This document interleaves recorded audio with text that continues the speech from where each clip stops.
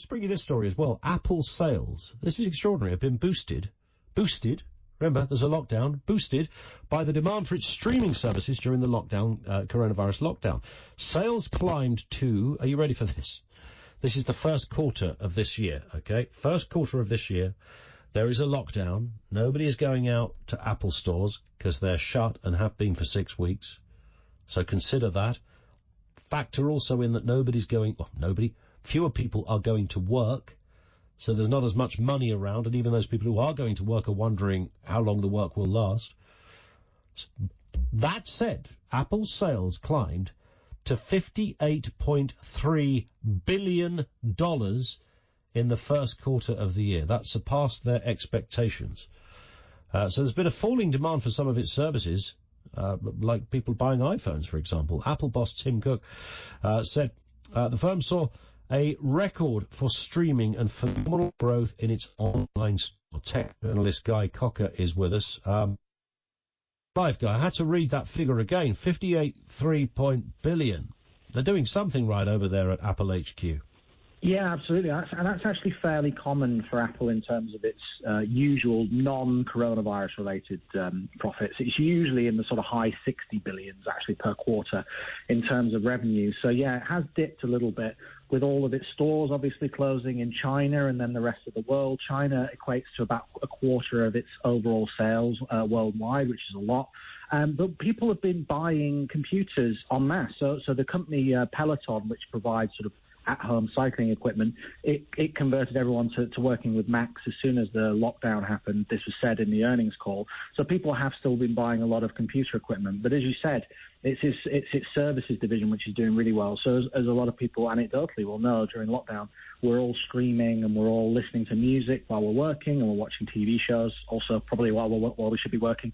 So, Apple's doing quite well out of it. Yeah, incredible. I mean, streaming shows, when they talk about streaming, there's a lot of companies you think of before Apple when you think of streaming. I mean, I'm thinking TV as distinct from music here, but you would obviously put, Netflix, even, in this country, the Sky Store and Amazon. You might put all of those in your mind ahead of Apple. That's right. That's a very astute observation. Yeah, Apple is struggling with its streaming service, Apple TV Plus. Now, what it's done is to try and get subscriptions up. It's bundled a year's worth of Apple TV Plus, which is its premium offering. It has shows like The Morning Show with Jennifer Aniston, which people will have seen advertised, See with Jason Momoa. But it really has lacked that sort of buzz, word-of-mouth success that you might see on Netflix in the form of Stranger Things or Amazon and the other sort of major streaming platforms. So these numbers, and it's always the case with Apple, they're sort of wrapped up in a number of different layers of not them secrecy and not them saying really what's going on. But certainly the success for them has been Apple Music. In the US, Apple Music has overtaken Spotify now, so Apple Music is growing very nicely. And their services division includes everything from, Apple Care, which looks after their computers, advertising. You'll have noticed if you're using an Apple device that they serve adverts against all of your App Store searches now, so they make money from all of that stuff.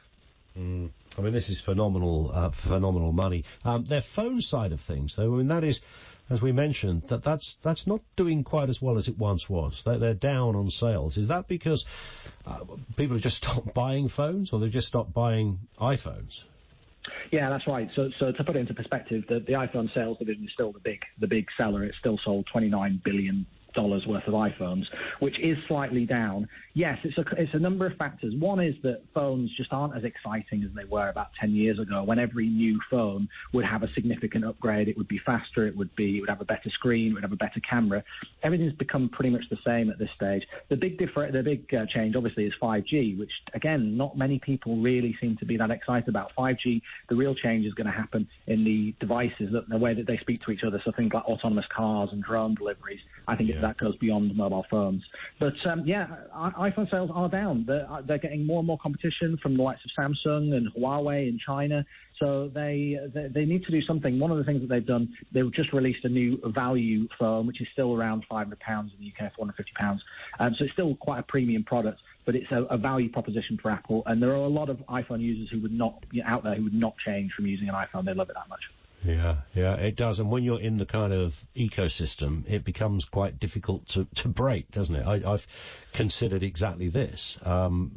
But you find yourself, well, what do I do now? I buy a different phone, nothing's going to sync with everything else. So you're sort of collared in a way into one company or another, it seems.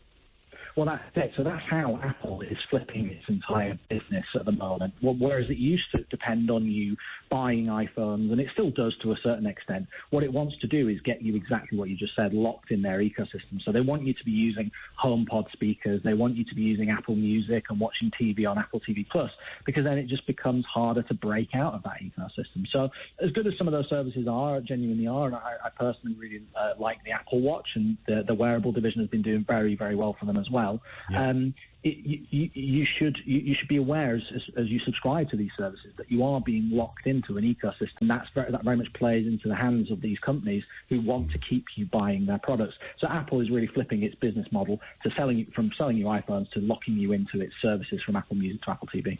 There it is. Nice one. Guy, thank you. Guy Cocker, tech journalist with us here on Talk Radio. That is $58.3 billion. Because you just think there's a point where you can't keep growing. There was a point where they were the biggest cash-rich company on the planet. That may well still be the case. They are a supreme design operation and the slickest. I don't, I use them myself. I don't understand it. There's a kind of an anti-Apple vibe out there, which is all a bit curious and weird, because this stuff is the role. I mean, you can get your Samsung phones and that kind of stuff, but I mean, that's like your Ford Escort. Your iPhone is your Porsche, isn't it? There's no doubt about that in terms of technology. The reason why they cost what they cost is because they are so beautifully made. Now, whether you like what they do in terms of functionality and the ecosystem, that's another issue. But even by the standard of liking them as I do, the fact that they made $58.3 billion or sales in the first quarter is utterly extraordinary.